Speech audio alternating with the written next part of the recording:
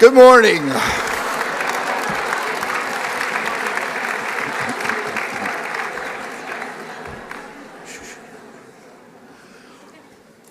Welcome back to everyone here in D.C. and via the live stream. I then want to express our deep appreciation to the Women of Reformed Judaism for sponsoring the Wi-Fi at this event, but also helping us significantly upgrade our technology, including live streaming capabilities in general.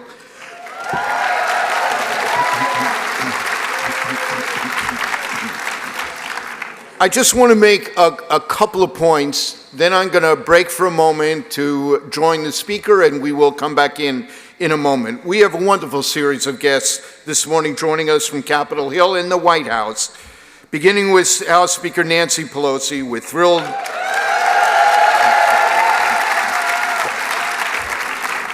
We are thrilled that newly elected Representative Kim Schreier, a member of our own Temple de Hirsch Sinai in Seattle, will be joining us as our final speaker. This morning as well, we will hear from a representative of the administration, Paul Teller, who is also a member of one of our synagogues and who for years has been a key interlocutor for our movement. We hope to have time for questions and answers after each of the guests' formal remarks, but appreciate your understanding that trying to get as many speakers in as we can and votes or other commitments they may have, there may not be time for questions, but when there is, we'll collect the questions on index cards, pose them to our speakers, rack staff members who will be walking up and down the aisles and can give you the cards and pencils. Now, after we hear from our guests, we're going to head to Capitol Hill and make sure that our members of Congress hear from us. Now, I want to be clear. We're going to be talking about tough issues, about immigration and the potential of friends, neighbors, even family being deported, about the many ways in which our criminal justice system is broken, about racial injustice and discrimination, about reproductive rights, and so much more that troubles our souls and our collective conscience. Each of us has strong views on these topics. I hope we all expect that as we hear from each and every one of our guests and visit with members from both sides of the aisle in Congress this afternoon, we will both listen and convey our views with the utmost respect. We need not agree on every issue. Indeed, some may have very strong opinions about views that differ from those being expressed by one speaker or another. It is vital that our guests be received warmly and differences be expressed in the most respectful way, and that we are always open to hear and learn from varied viewpoints and strengthen our relations across the partisan aisle. Just remember this: virtually every single social achievement for which our movement has fought in the last 120 years has been realized because of a bipartisan coalition of decency, and we will continue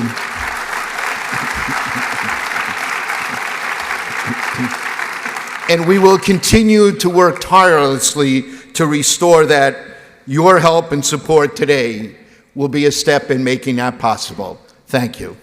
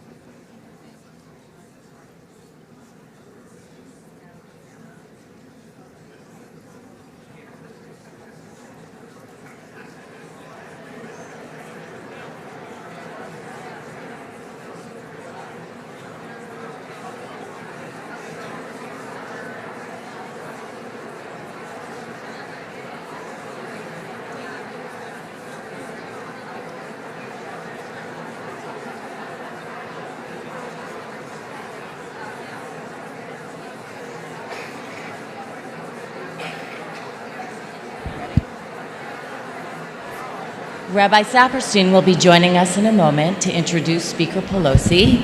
For now, just sit tight, enjoy each other. They're working it out in the back.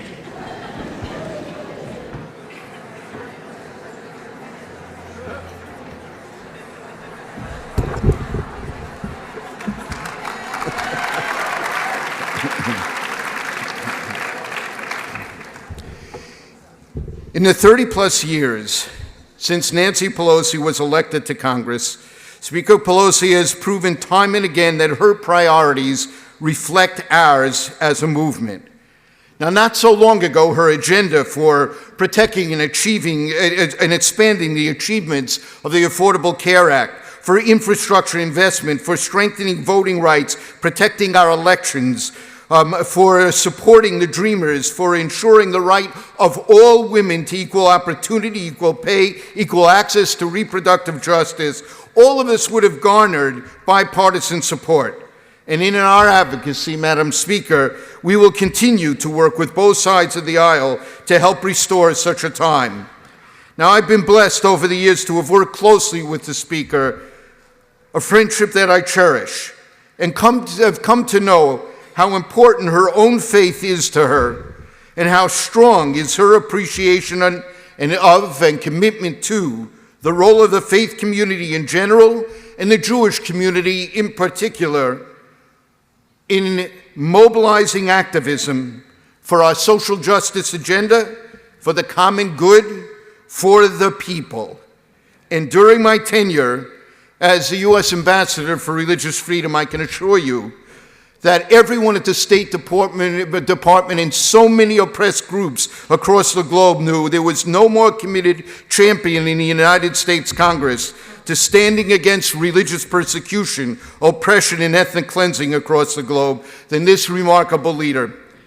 In standing up so forcefully to the president over the border wall and the government shutdown, the American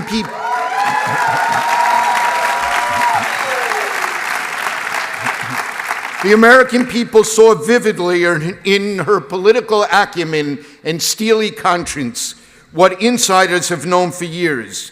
Nancy Pelosi is quite arguably the second most powerful political figure in the nation today.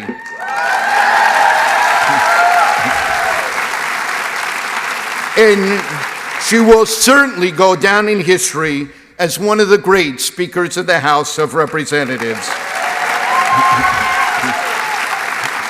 Through it all, her message to us and to our coalitional partners has been absolutely clear. In pursuit of social justice, she tells us, I will do the inside maneuvering if you will do the outside mobilizing.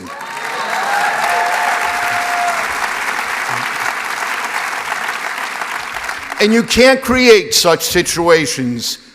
So, ladies and gentlemen, here, today, this very day, the 100th anniversary of the House of Representatives voting through the 19th Amendment, giving women the right to vote they always had. Join me in Nancy Pelosi.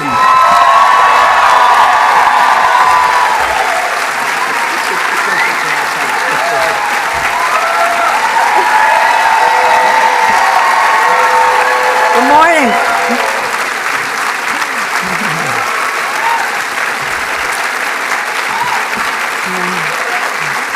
Good morning, everyone.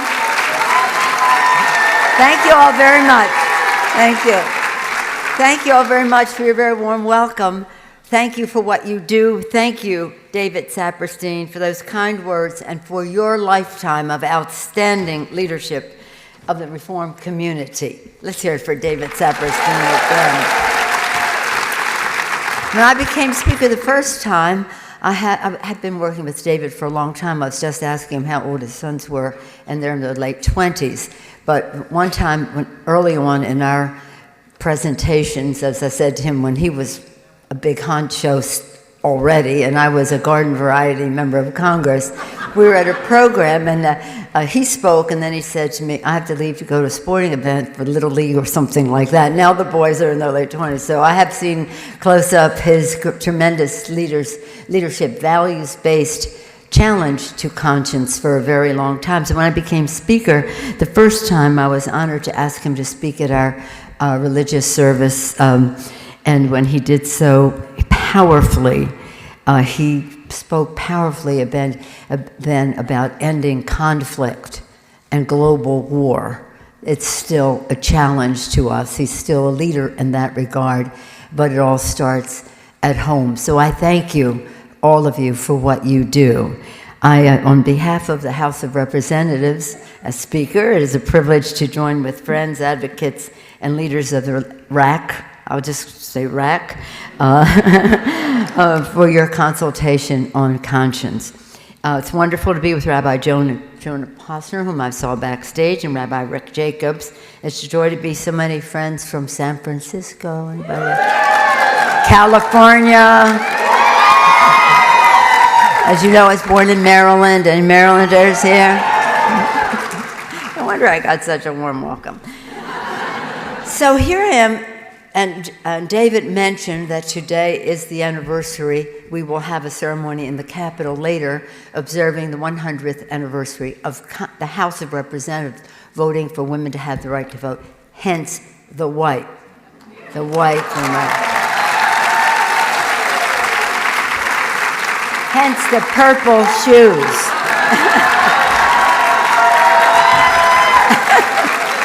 White, purple, gold, those are colors. In any event, let's talk about you. For nearly 6 decades, now that we've gotten through, imagine the courage of those women, though. When women got the right to vote, the headline said, "Women given the right to vote." Oh no, they weren't given, they fought. They fought, they marched. Oh, you couldn't see my shoes up there. They fought, they marched, they starved and were starved. They were rejected, some by family. It was a big struggle. Imagine their courage, well away from Susan B. Anthony and Elizabeth Cady Stanton, and the list goes on, Sojourner Truth, etc. And that day, finally, and then it took almost another year until a year later when all the states, the Senate passed and then the other states ratified.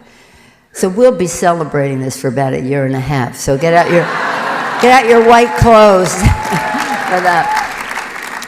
But for most of that time, imagine, for most of that time, BRAC has been active. For nearly 6 decades, has been an extraordinary force for progress in America and around the globe. You represent the voices of the largest and most diverse Jewish movement in America, and you bring the values of the Jewish faith to make the world a better place by pursuing Tikkun Olam. We stand together on the front lines for the fight for equality and fairness, justice, understanding that here in Washington we are fighting not merely for legislation, but in some cases for lives. Because social justice issues are not just issues, there are values. There are values that join us. And why I'm so happy really to be here with all of you is because we do believe, many of us, that America's heart is full of love and that we have to act upon love, and no one demonstrates that more fully by your values, by your actions, than RAC. So thank you for strengthening America in that way. And so how do we make America more safe? How do we make America more fair? How do we make America more American, really? Well, one of the ways to a path for progress is to return to a sense of ethics, integrity, and accountability in government. That's why from day one, our new Congress passed H.R. 1, the For the People Act, to ensure that Washington works for the people's interest, not the special interest. So ending the dominance of dark special interest money, ensuring clean, fair elections, and cleaning up corruption and returning integrity to Washington, D.C. It takes H.R. 1, I keep repeating the title, takes a powerful step forward to break the grip of special interest. And this is important because our For the People agenda was about 3 things. 1, lowering the cost of health care by lowering the cost of prescription drugs and ensuring the pre-existing condition benefit would continue and prevail. Lower health care costs, bigger paychecks by building the infrastructure of America in a green, modern way for the future, lower health care, bigger paychecks, cleaner government. So people say, well, how does that fit in with that? Well, it's because it gives people confidence that decisions will be made, whether it's lowering the cost of prescription drugs or having our infrastructure built in a green way without, shall we say, the interest of a big money weighing in on the prescription drug angle or fossil fuel industry weighing in on our challenge to save the planet in the climate crisis and the rest. And in one place also, in terms of gun violence, when we make America safer, and I thank Zoe and their young leadership group for being out there to lead the way to reduce the role of the gun violence in our country. Well, if people believe that the big money of the gun lobby is not calling the shot, pun intended, then we will have a chance.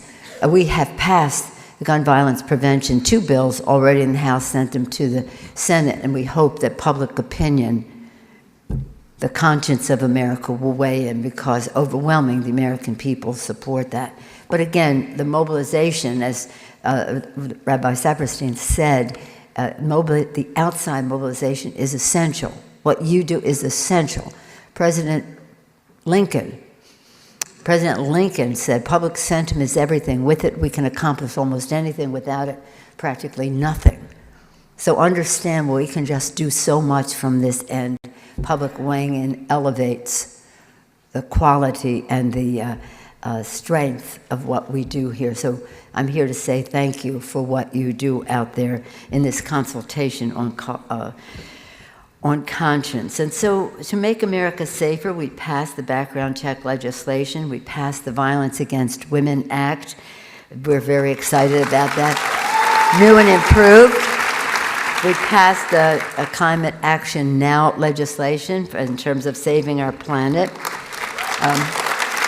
To make America fairer, we passed the Equality Act just last week. We're very excited about that.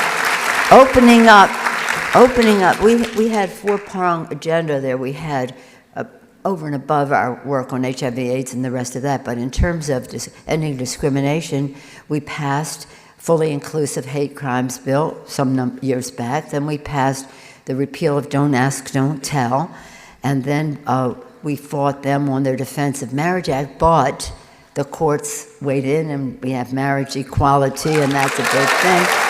That was on our agenda.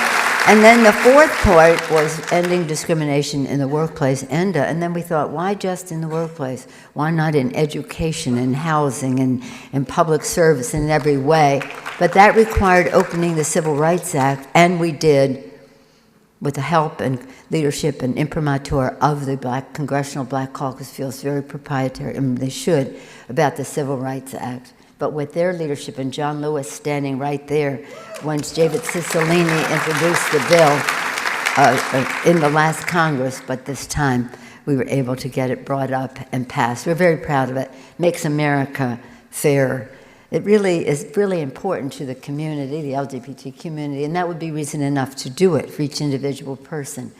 But it's not just about that. It's about making America fairer, and it's a patriotic act for our country. And then in the coming weeks, we want to make America more American by passing the DREAM Act, or Promise Act, which is about the dreamers.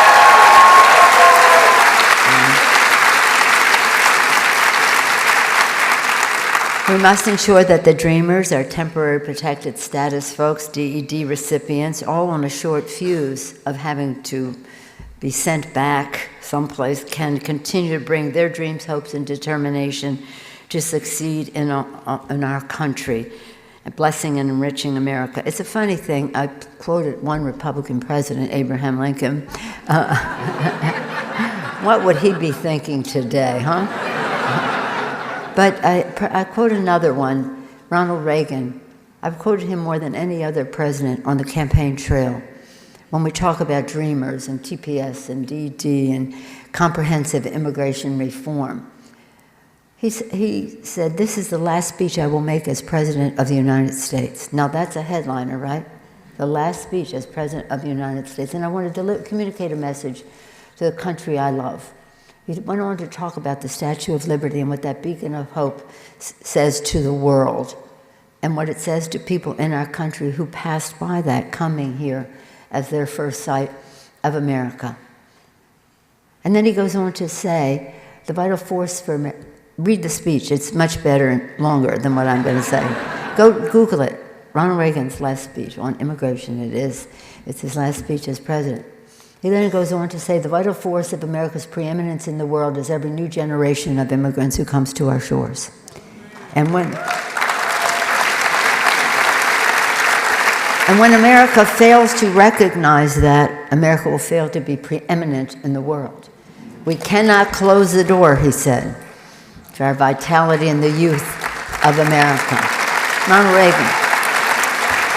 And every president, President Reagan, President Bush, President Clinton, President Bush, again, President Barack Obama, all subscribe to that, Democrats and Republicans alike, that newcomers to our country with their hopes, dreams, aspirations, courage, determination, optimism to make the future better for their families. Well, that's what America is all about, and these newcomers with those traits make America more American, and we must recognize that. So,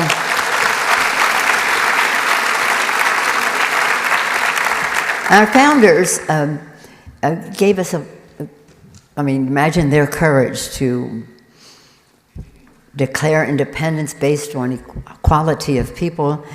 No country had ever done that before, even thought of it. Their courage to declare, wage, and win a war against the greatest naval power that existed at the time, and then to write the brilliance to write the Constitution. Is, thank God they made it amendable so that freedom could expand. But they gave us guidance in another way. They said, e pluribus unum, from many one. They couldn't imagine how many we would be, or how different we'd be from each other.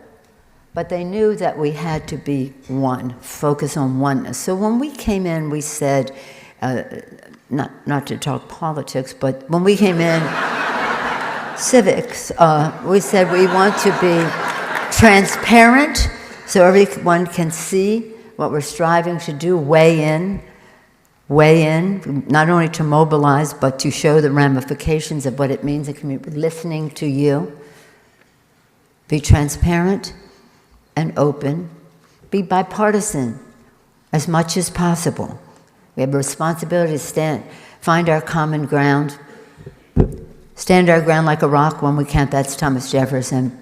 And third of all, to be unifying, to strive to find areas, all that I mentioned here have broad bipartisan support in the country, to find issues that bring us together rather than divide us. As I said, they couldn't imagine how different we would be, but they knew we had to strive to be one as our country. America always wants to be first in terms of sports and economy and all different things. First, but we want to be first, but we also want to be one. That just brings me to something that is very sad, and that is the manifestations of anti-Semitism in our own country. And I'll conclude by just mentioning this. Well, as speaker and leader for these years, I have the privilege of appointing people to go to the NATO assemblies or the Helsinki Accords conferences or the different interparliamentary groups. And I always say to them, you know the values of our caucus. We respect your judgment to go there. But I only insist on one thing, which I know you'll do anyway, but I want it to be the common thread. And this has been for years. You have to always bring up the concern we have about anti-Semitism rearing its head in Europe. In Europe, we're talking about, in Europe.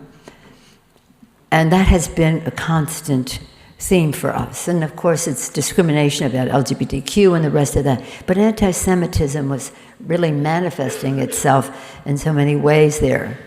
We wanted them to know that was at the top of our agenda. And now we have that challenge in some respects in our own country. And we have to be sure that as we fight it, we don't label everything as anti-Semitism, if it is not. But to our strength is on focusing on where it actually is.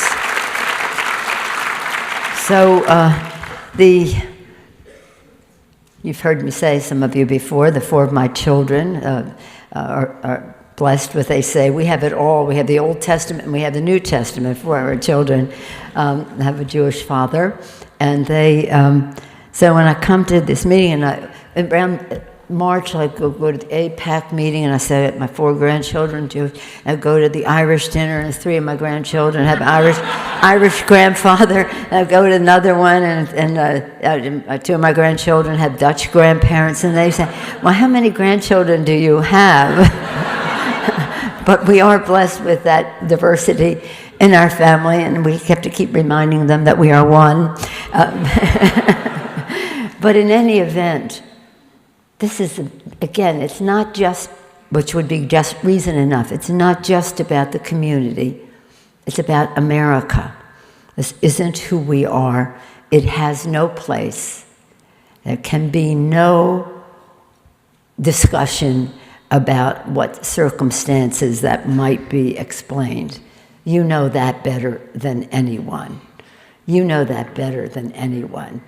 And David Saperstein has been really a champion for respect for religious freedom throughout the world. Whatever the faith. Whatever the faith. So I know that all of you are values-based and respect the dignity and worth of every person, are respectful of their religious beliefs, as well as hoping that they will be respectful of yours. And to see some places in the world where people are judged, and always not fairly, by what they believe. What they believe, that's inside of them.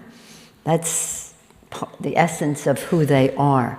This is a fight that really unifies Democrats and Republicans in the Congress of the United States. And I'm happy to say that we are one in that fight. How we go about it is really part of what you will help shape for us. So last month during Passover, we celebrated the story of exile and freedom that began with Moses' cry from the burning bush, Hineni, here I am. In these challenges ahead, we face the injustice, intolerance, and inequality. We say, here we are. And we say to people, we see you. We know you're there. We see you, ready to build a more fair, just, safe, and more American future, making America more America for all. So I thank you for your courage, for your leadership in this mission, and I thank you for the privilege of joining you today. I think beginning the day with all of you and having toward the end of the day the celebration of this vote for women having the right to vote is very, very connected, because it is about conscience. It is about respect for the dignity and worth of every person. And today it's about respect for women, especially. Thank you all very much. Thank you.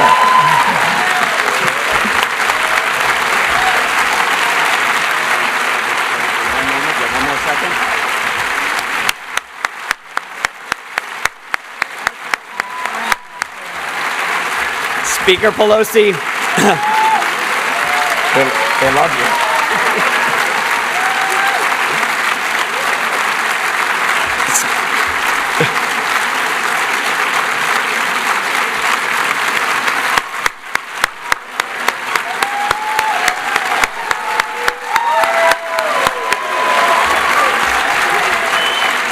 Madam Speaker, I want to offer on behalf of all of us in the Reformed Jewish movement a word of thanks by reminding you of what you said to me the first time I met you. And you may not remember this, but not only do I treasure this memory, I share it with all of them every time I speak about you. So I'm going to share it one more time. We were in Selma, commemorating the 50th anniversary of Bloody Sunday.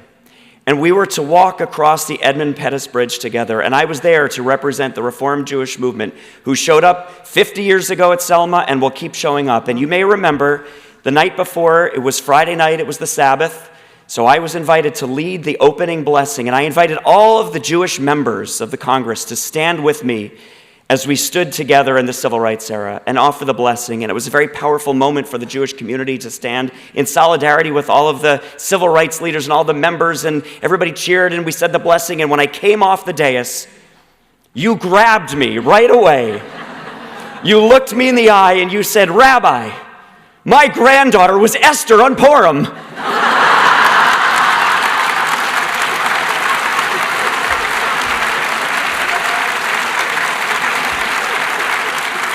But no, that's not it. You took my hand like this, you took my hand and you looked me in the eye and you said, "Do I count?" Does she count? Does she count? Yes! Let me say, Jonah, Rabbi Pessner, you recall on that occasion when we were there for the 50th anniversary, and we do recognize that we're there, the community is there for the 50 years, starting from the start. One of the speakers there was the daughter of the woman who was shot from Detroit, and she spoke beautifully about her mother. And they showed films of her mother seeing on TV people of faith speaking when the first march didn't work, and then the next day it would, and people got on TV, and people of faith got on TV and said, "Come to Selma, come to Selma." So her mother left her little children and her husband and went to Selma. And they did everything, and it worked. That day they got the permit, they walked across the bridge, this or that. And so she called home and she said, "We've done it, it worked, we've crossed the bridge, so I'm coming home tomorrow." And they showed the little children carrying signs, "Mommy's coming home, Mommy's coming home, Mommy's coming home." And the father with the kids. And then she gave a ride to an African-American person in her car, in a car, I don't know if it was rental, whatever. She was in a car, an African-American person, making sure those people got safely home themselves, and she got shot and killed. And so she said, over the years, people said to us, "Why did your mother does your family ever wonder why your mother left all of you and went there? Do you ever wonder why your mother left there?" She said, "No, our family wonders why everybody didn't go there."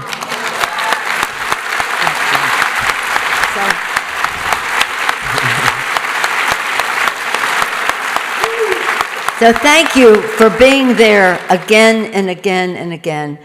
As Rabbi Pessner knows, and as Rabbi Saperstein has told us again and again, what you do makes a tremendous, tremendous difference. Know your power in all of this. At this time, our founder said, "The times have found us." Then, the times have found us now. So, know your power. Thank you all very much.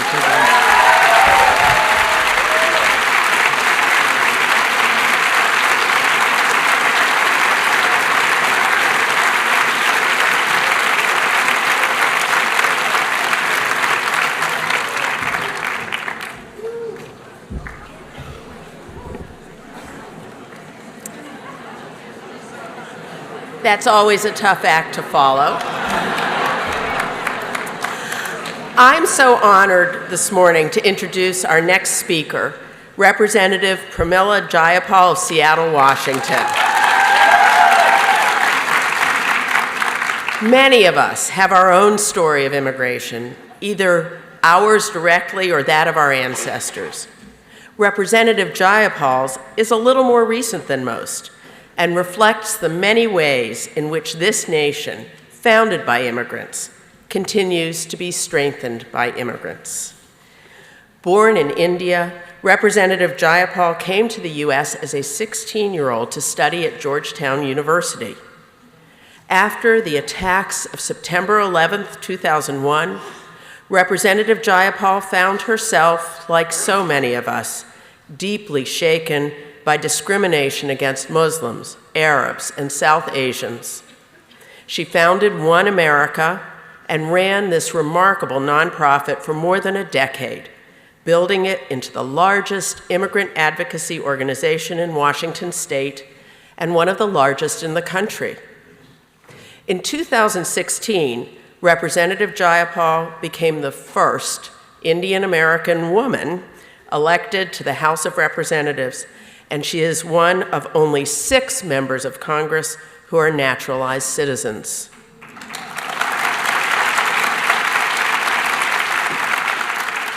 She is an advocate for women, immigrants, civil and human rights, and is focused on income equality, access to education, and protecting our environment for the next generation. These are issues to which our reform movement is also deeply committed, and we are so pleased to have Representative Jayapal championing them in Congress and with us this morning. Please join me in welcoming Representative Pramila Jayapal.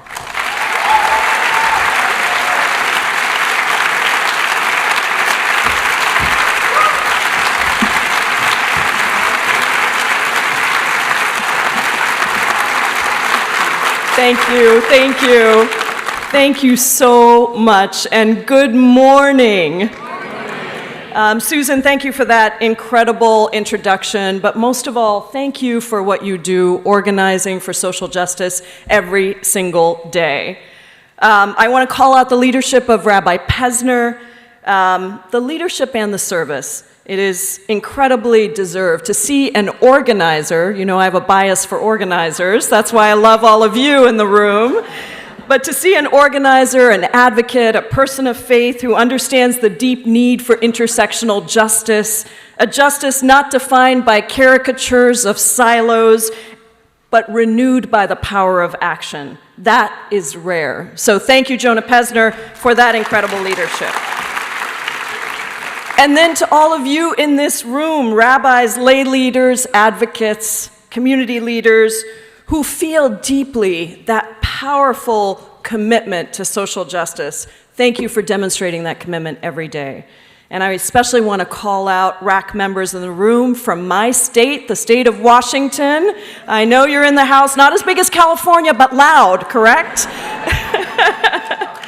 Who engage every day to build bridges across communities of difference. And particularly in Washington state, your RAC members have raised money to bond immigrants detained at the Northwest Detention Center.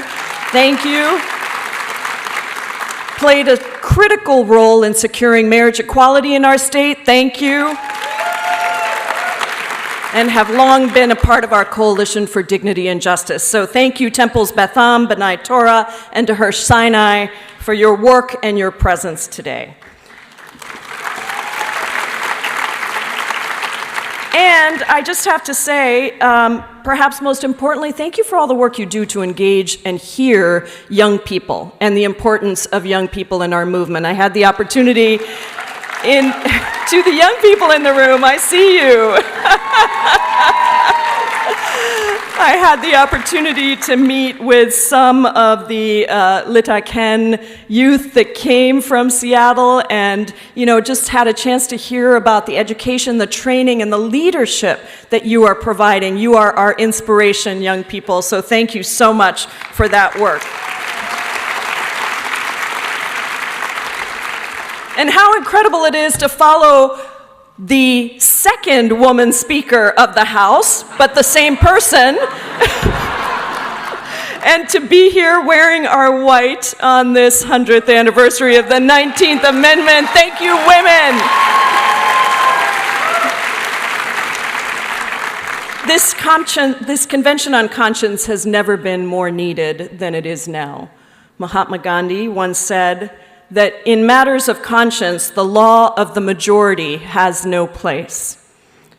He said that because too often conscience is something that starts as a small voice, gnawing on us in spite of what appears to be a majority, perhaps the spoken majority. Perhaps a majority untroubled by the silenced or silent set of voices. Perhaps a majority not willing to see beneath what is. Gandhi also wrote, and this is a quote, that the only tyrant I accept in the world is the still small voice within me. And even though he said, I have to face the prospect of being a minority of one, I humbly believe I have the courage to be in such a hopeless minority. But of course, this is not a minority of one. We are a movement, and the work that you have been doing over this weekend and in these days, the work you will do on the Hill, is about bringing that silent or silenced majority to the front. The connection between courage and conscience is a lifelong one that so many of you who have been on the front lines of the civil rights battles in this country for so long know clearly. A connection you know through your own histories and through your ancestors, that conscience is the only thing that can save us, and that courage is the power to act even when afraid. I do not think I need to tell anyone in this room what a consequential moment that we're in. We live in a time of great inequality and great injustice, and the progress that we made is being challenged by forces of hate and intolerance, forces fueled by powerful people in powerful places, forces of white nationalism and xenophobia, Islamophobia and anti-Semitism, homophobia and transphobia. We live in a time when the unthinkable happens every day. When our synagogues, mosques, temples, churches, and gurdwaras are under attack. From the Tree of Life Synagogue in Christchurch, we have seen acts of great evil and great cowardice claim the lives of our neighbors, friends, and family at houses of worship. We live in a time when our differences are being used to divide us, to tell us that we are different because of the color of our skin, the country in which we were born, the person we love, or whether or how we pray. And even though we know that what we all want as human beings is that which ties us together, a life of dignity, respect, safety, the ability to leave a world better than when we found it, the ability to not just survive, but to thrive. In the midst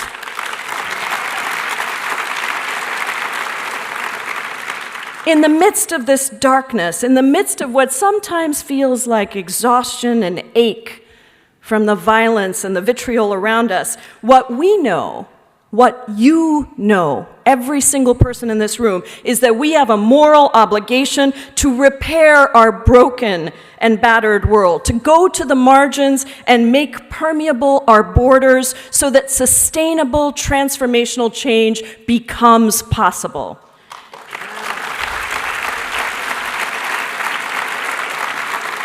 And as a lifelong member, a lifelong organizer, and now a member of Congress, I know that strength comes in times of crisis, that pain always precedes power, and that what feels like 2 steps backward is actually the resistance to change coming into the light so that we can see it more clearly and fight it more strategically.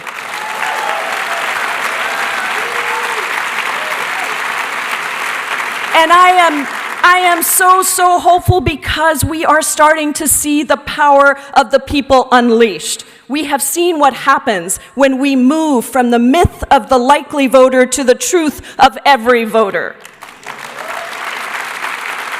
We have seen what happens when we refuse to leave anybody behind, when politics includes people who change not only the diversity of the body in which they enter, but the conversations that they bring to the table. And the hope that is created for millions when they see people who look like them, and that opens up a different possibility for their lives. Since 2016, our country has woken up, and thanks to grassroots organizing that you all have helped lead in your congregations across the country, in urban and rural, red, blue, and purple districts, today we have the most progressive, most diverse House of Representatives in the history of our country.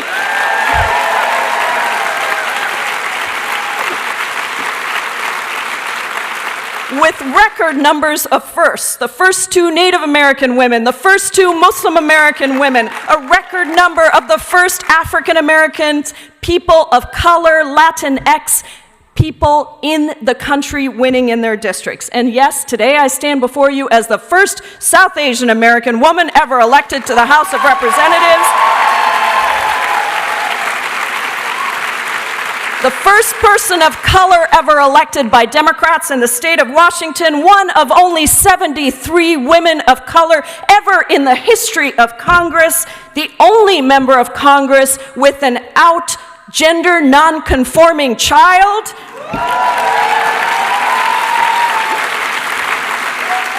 And one of only 14 out of 535 in the United States Congress who is an immigrant born outside of the United States and naturalized into this country. So what a time it is to bring our voices to the table, and believe me, we are being heard. Last December, I was elected the co-chair of the Congressional Progressive Caucus. We are now the largest values-based caucus in the House of Representatives, with 40% of Democratic members within the Progressive Caucus, and we are using our leverage to demand a bold, progressive agenda around economic, racial, and social justice, and reversing the decades of inequality and austerity that have led to where we are today. And you heard under this speaker what a difference majorities make. You heard what we have done, paycheck fairness, LGBTQ rights with the Equality Act last week, and this week we will pass out of the Judiciary Committee the most progressive DREAM Act and temporary protected status legislation in the history of our Congress.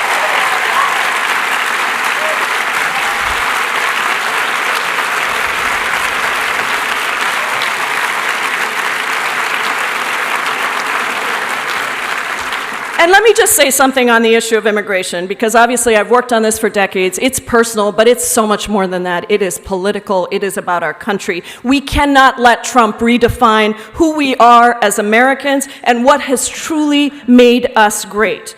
Over the last 2 years, the attacks on our immigrant communities and on our country's values has been painful, brutal, and relentless. I was the first member of Congress to go and get into a federal prison where hundreds of mothers and fathers who had been ripped from their children were being held. These parents had not even had a chance to say goodbye to their children.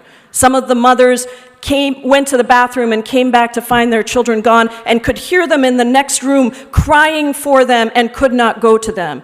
After weeks of being separated from their children, they still did not know where their children were. Mothers with babies as young as 3 and 6 months old. And to this day, I cannot get out of my head the cries and the stories of those parents that I met with. And I promised them that we would tell their stories, and tell their stories we did.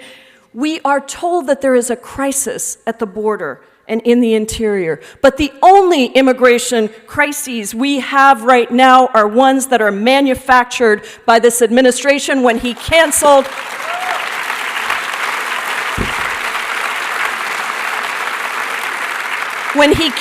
DACA for millions of young people, when he stopped allowing migrants to legally seek asylum in this country and be processed quickly, when he ripped children from their parents or canceled aid to the very countries that desperately need it to address the growing crisis of migration across the world. And so as Vice Chair of the Immigration Subcommittee, we are going to work tirelessly to fix this and to advance the cause of sensible, just, humane immigration reform. And I want to thank RAC for endorsing my Dignity for Detained Immigrants bill, which dramatically transforms detention and incarceration of immigrants in this country,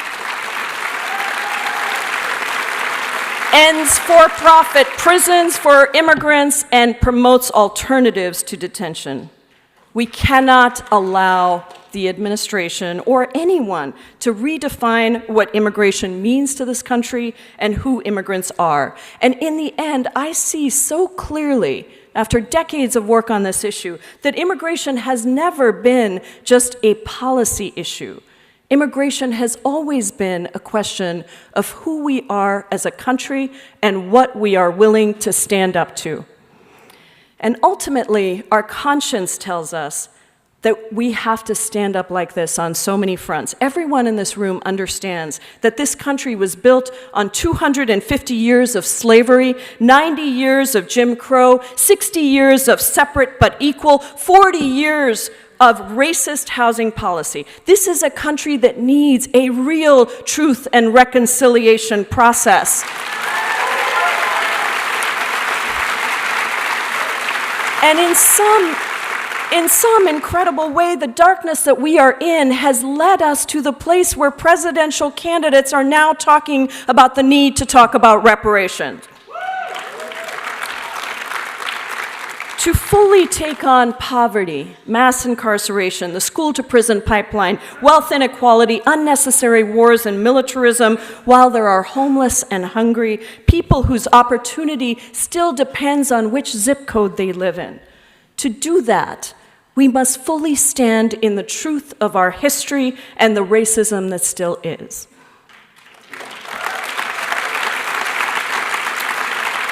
We cannot abide, in Dr. King's words, in the tranquilizing drug of gradualism.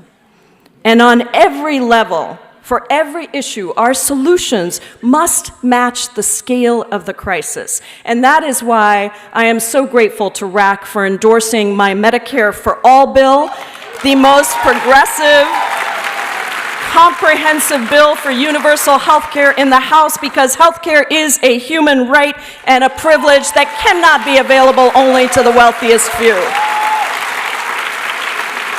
We cannot accept that 70 million Americans are uninsured or underinsured and that tens of millions are going bankrupt or using GoFundMe as their insurance plan. And that is why my Medicare for All bill transforms our broken healthcare system from one that prioritizes profits to one that prioritizes patients, so that everyone gets comprehensive care, preventive, dental, mental health, vision, lowering the price of prescription drugs, and when you get sick, you should go see the doctor. That is a basic idea. You get to see the same doctor or hospital that you have now. In fact, you have more choice because there's no out-of-network providers that give you sudden surprise billings for thousands of dollars you can't afford. And no deductibles, premiums, or copays. And for the first time, my bill includes the disability rights community and seniors in ensuring that we take on the issue of long-term care.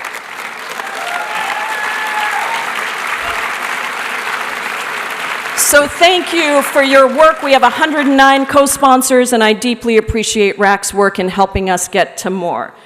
Now, for anyone who thinks that these ideas and this vision are too bold, that is not people in this room, by the way.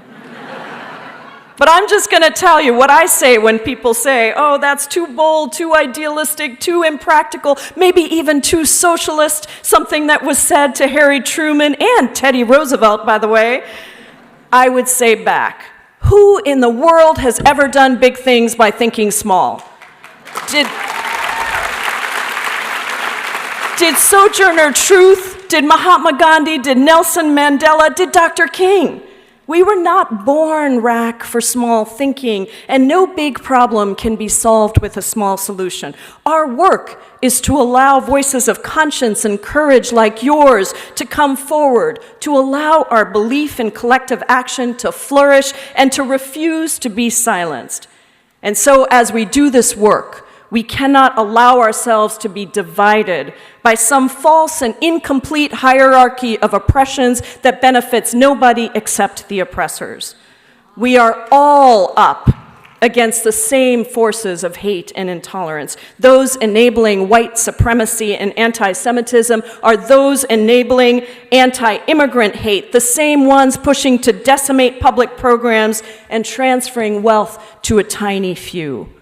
Our power comes from our unity, We must fight for everyone and leave no one behind. We must put forward a bold vision that inspires and engages people to believe again in government, in democracy that is of, by, and for the people. We must be clear that we value generosity and abundance over scarcity and fear, spiritual over material isolation, collaboration over competition, and connectedness over everything, conservation over consumption, and shared power over individual power.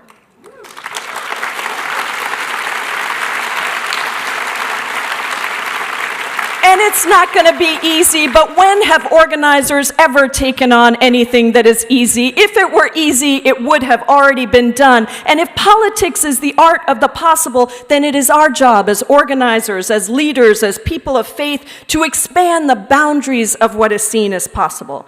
And that means we must be ready. We must do what you have been doing over the weekend, preparing to organize, organize, organize, speaking truth to power, being bold, and leading. Let me end with this. Ella Baker said that we who believe in freedom can never rest. I want to thank you, people of faith, of conscience, of action, of organizing. I want to thank you for your work, for your generosity, for your belief in what is possible, and for never resting.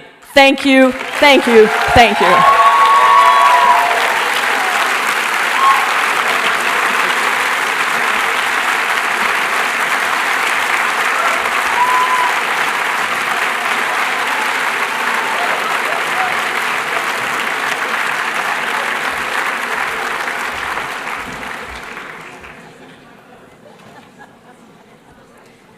First elected to the Senate in 2010 to fill the seat vacated by Vice President Biden, Chris Coons earned a reputation as a principled, pragmatic legislator, eager to find bipartisan solutions to the issues confronting our nation.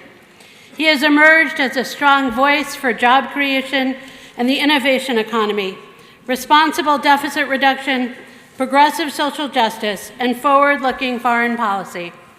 We're grateful to hear that the Equality Act passed the House last week. We are told that it might be dead on arrival in the Senate, but Senator Coons is undeterred, recruiting 12 of his colleagues for a stirring video urging LGBT youth to remember, it gets better. But that's not why we're here to introduce Senator Coons. Chris, Barry, and I all met as first-year students at Amherst College in 1981. Even as a young man, Barry and I knew Chris to be brilliant, hardworking, committed to equality, and a man of faith, deeply devoted to his beloved home state of Delaware. Given that we're college friends of Senator Coons, though, you probably want to know about some of his youthful indiscretions. Except that he had none. In fact, Senator Coons, as we might have been tempted to call him even in 1981, was a devoted Reagan Republican in the early 1980s. Hara and I were not. Chris was a model, even then, of disagreeing agreeably, of being a friend across a political divide. With great joy, Barry and I are pleased to introduce our friend, Senator Christopher Coons.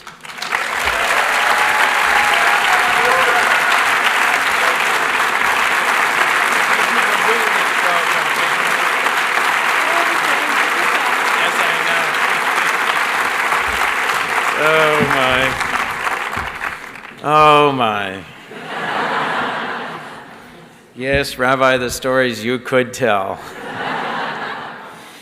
Thank you so much for the opportunity to be with you this morning, and to my dear friends Barry and Hara, or Rabbi Person and Rabbi Block, thank you, not just for an introduction, but for a graciousness, a kindness, a persistence, that really changed the course of my life. They were quite gentle in that introduction. Some of you may remember a television character, Alex B. Keaton.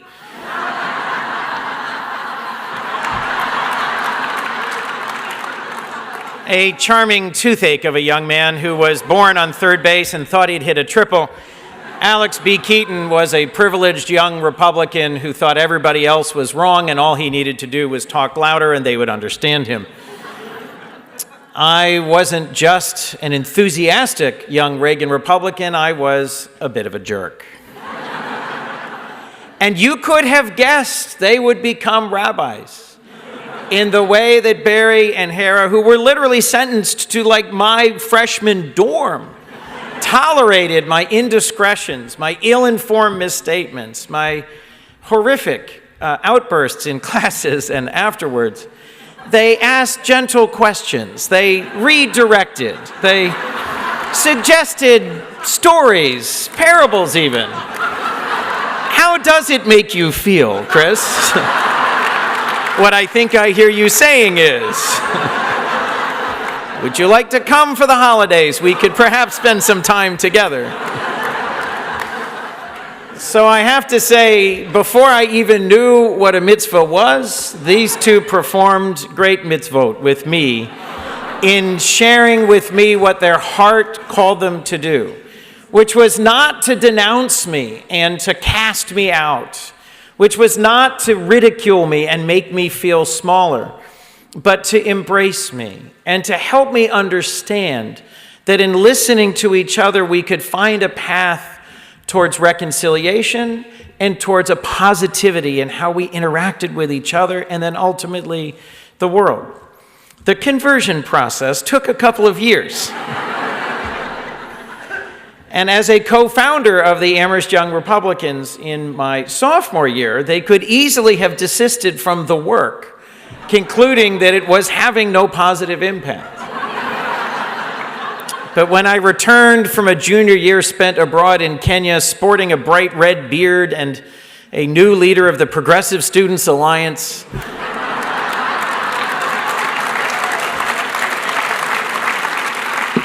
I know they quietly turned to each other in Valentine Dining Hall and said, "Yes!"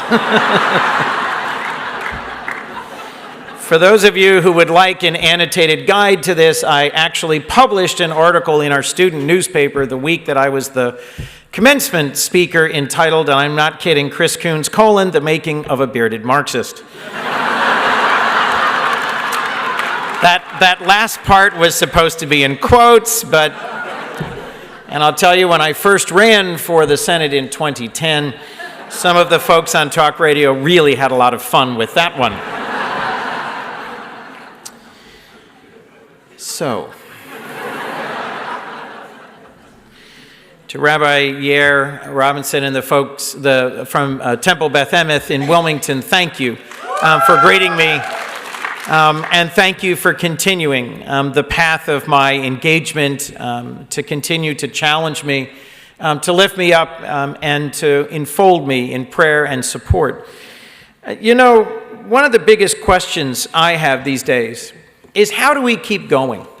How do we keep going on a journey that is at times so frustrating and where heartbreaking incidents that almost certainly have to be the moment when at last we will see a breakthrough are met with resistance, apathy, indifference, or active opposition?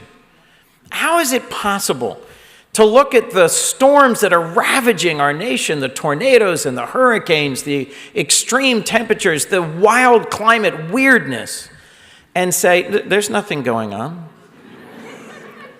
I have a colleague who famously threw a snowball on the floor of the Senate floor and said, "Global warming, ha!" With that riveting and incisive analysis, it is striking that we have not yet solved global warming. And I'll remind you that throughout history, there is a role for the pragmatic and a role for the prophetic. And so what you are doing here today in this consultation on conscience is continuing a long and storied tradition of the reform movement of coming to Washington and delivering both pragmatic solutions, urging steps forward that are measured and reasonable, but also lifting up a prophetic voice. I've been reading through Jeremiah recently, and there is no more annoying prophet. I can only imagine how he was received at the time. No, you don't have to imagine, you can read it. Walking around saying, everyone here is going to die, is not exactly a way to win people over. Yet I have a colleague who does that and has been rewarded with large crowds of people saying, our prophet. We need those who challenge us, whether it's on climate change or immigration, whether it's criminal justice reform, or changing how we balance Second Amendment rights with safety and reasoned respect for each other in this country. We need your prophetic voice, and we are so grateful for it and the ways that it pokes and pushes and challenges. On climate change, I trained as a chemist. I worked in industry for 8 years. I know what is possible, and I work on the Appropriations Subcommittee that is going to be investing more and more in research and in advancing the boundaries of technology and renewable energy. But I'm also, thank you. But I'm also tonight having dinner with yet another Republican senator to yet again patiently and urgently ask those same sorts of questions, which Rabbi Block showed me how to ask. At the end of the last Congress, a senator exactly my age from Arizona, Jeff Flake, agreed to introduce the first bipartisan pricing on carbon bill in the United States Senate. It may not be as prophetic as the climate change agenda of others, but it is a concrete, enactable piece of legislation that has targets and a path forward and has won the support of Republican CEOs who are coming to the Hill this week to lobby for its reintroduction with a new member of the Republican majority in the Senate.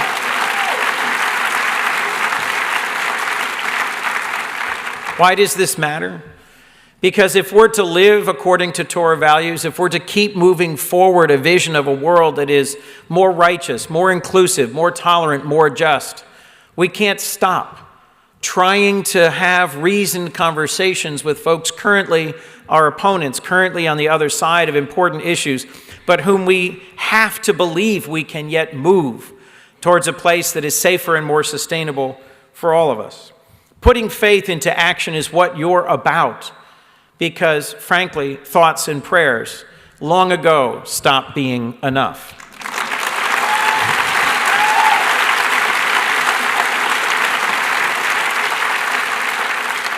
I had a great chance backstage to talk to Zoe Turner, who's one of the great, powerful, and energetic young leaders of NIFTY. And I can only imagine, if it weren't prom week, final exams week, or the last few days of school, how many more NIFTY members would be here today. But I think we should lift up and celebrate and recognize, what NIFTY members who are here and what NIFTY members around the country have done.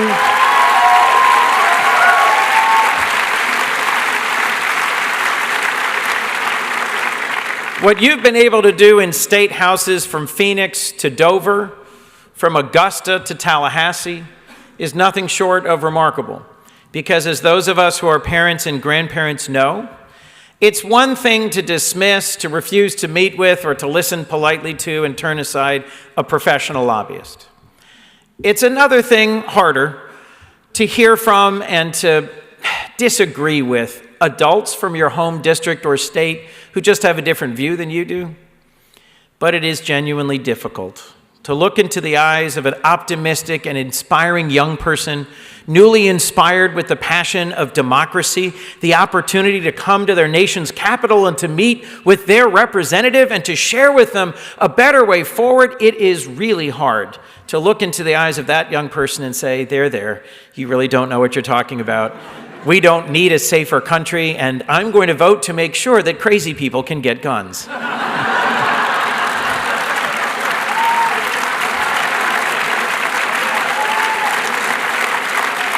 That is hard. on the last trip I took to Israel, which was a remarkable bipartisan trip with, wait for it, Chairman Lindsey Graham, each of us brought 2 members of, yes, it was before the Kavanaugh hearings, but I have recently traveled with him after the Kavanaugh hearings in my ongoing attempt at modeling that reconciliation and patience first taught to me in 1981 at Amherst College. Who knows, if I could move, do not doubt the power of the Almighty to change the hearts of even the most hardened. You never know.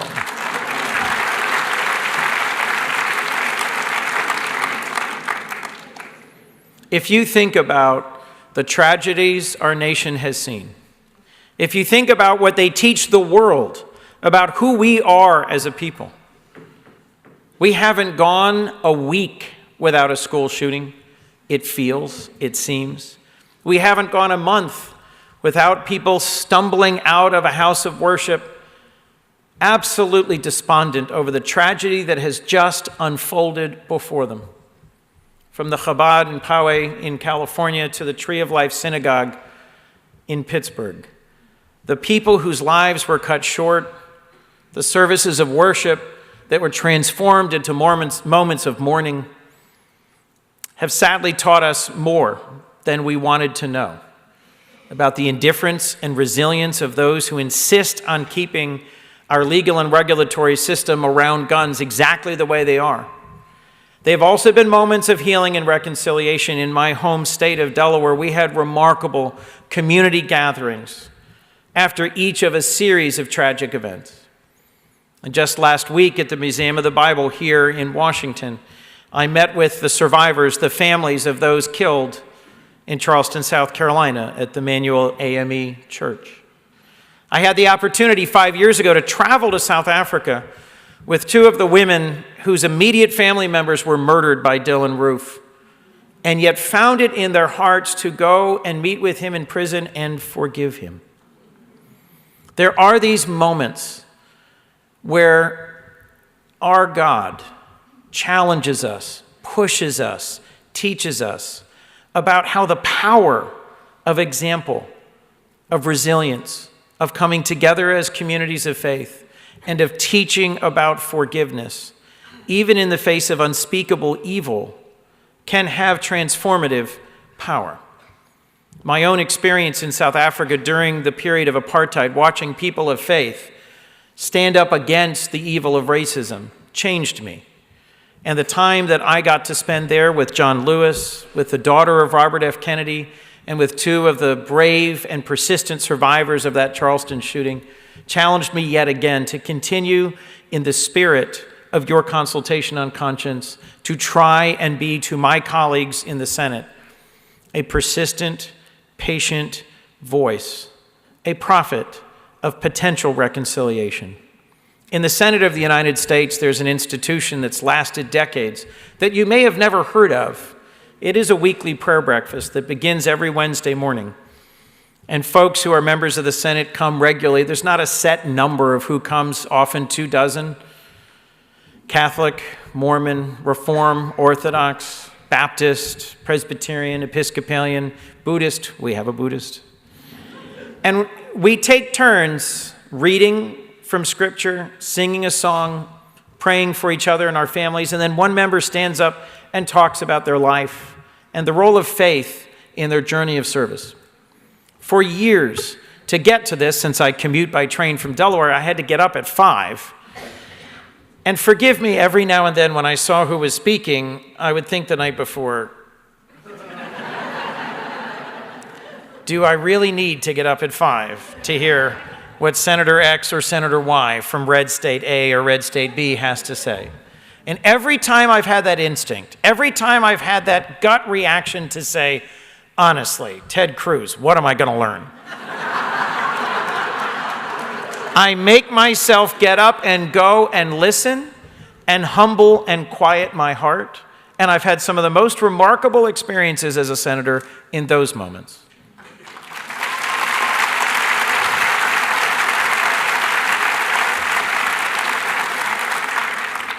And I go back to my own freshman dorm, And I think what might have happened had Ted been blessed to have Barry and Hera on either side of him.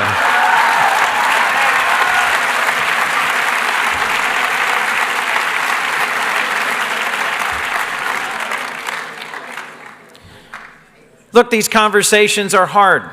They're difficult. They require being willing to put the tools down. They require being willing not to demonize and to push away, but to welcome and to embrace. Even those who say and do and vote on things in ways that we find so frustrating and offensive. In my own office, around the times of both Thanksgiving and the holidays, we did sort of a PTSD session with my younger staff who find gathering with their extended families at the holidays a wonderful opportunity for personal growth. As they encounter that uncle who is a die-hard, build-the-wall, never stop supporting Trumpster. Why is it always an uncle? Obviously, my own family, too, has a wide range of political views. And my grandmother, may she rest in peace, spent every single Thanksgiving for 30 years relitigating my conversion experience. Politics in my family is not lighthearted stuff. It is serious and determined business. And yet, over a generation, the number of my own family who have moved to different political perspectives on our role in the world, on immigration, on criminal justice, and even, yes, on gun control, has been impressive to me. Not an example of my work, but an example of what can happen over time as people's experiences and as the challenging things that have happened in our nation have pushed them and moved them. There's a wide range of proposals for what we should be doing to change the path forward on gun violence. I'm just going to reference two that I think are worth thinking about. There was a horrific mass shooting in Las Vegas, as all of you remember. And part of what facilitated the massacre was a thing called a bump stock. And immediately, there were announcements, of course, we will get rid of these things that turn semi-automatic weapons into automatic weapons. And yet it took months and months. And the persistence and the pushing and the voices of advocates and engaged people of all ages around this country, ultimately the Trump administration adopted a policy that banned bump stocks for our country. You can applaud.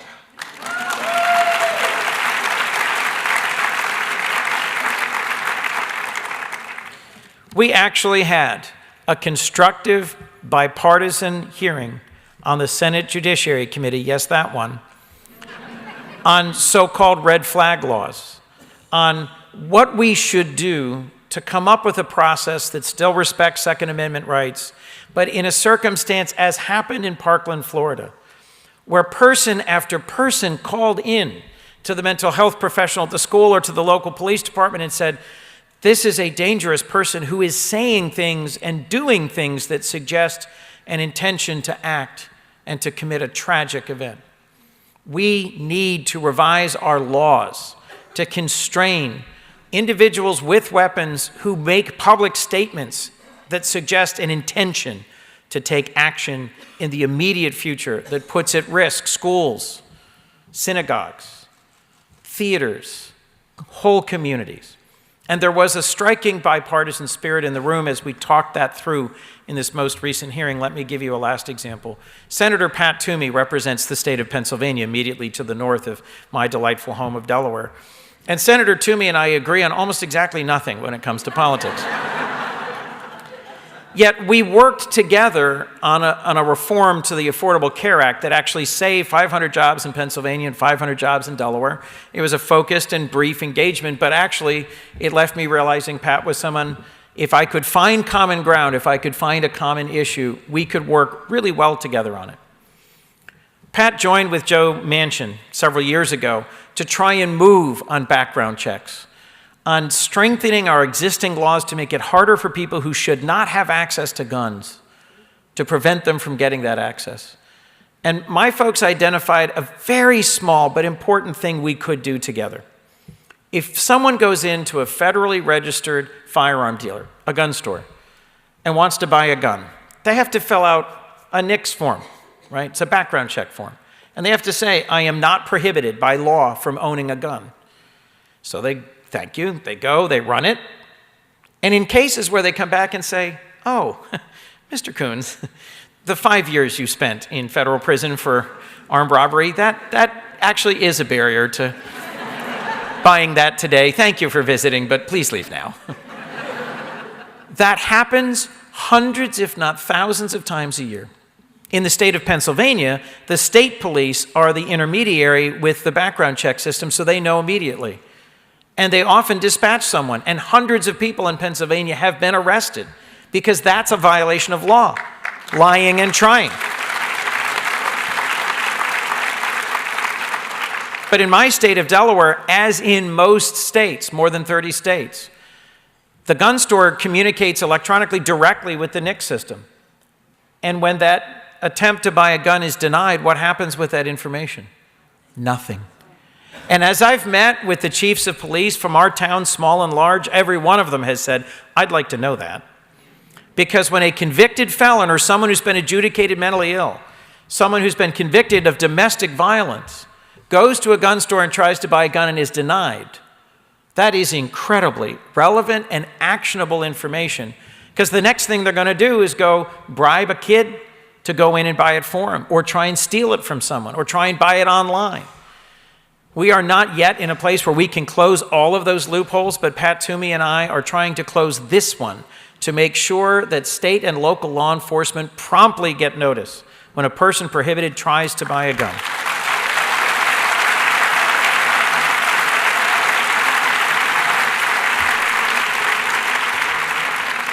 In this environment of hopelessness, of persistent objection and barrier to reasoned progress on issues from climate change to immigration to background checks, last Thursday morning, a guy named Lindsey Graham, the chairman of the Judiciary Committee, began the meeting by saying we should act on reasonable proposals like the Toomey Coons NICS denial check. I look forward to moving it out of this committee.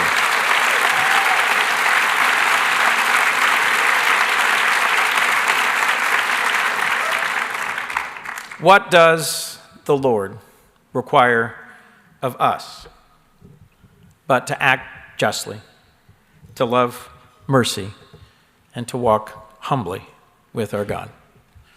Justice isn't an abstract concept, it's a verb.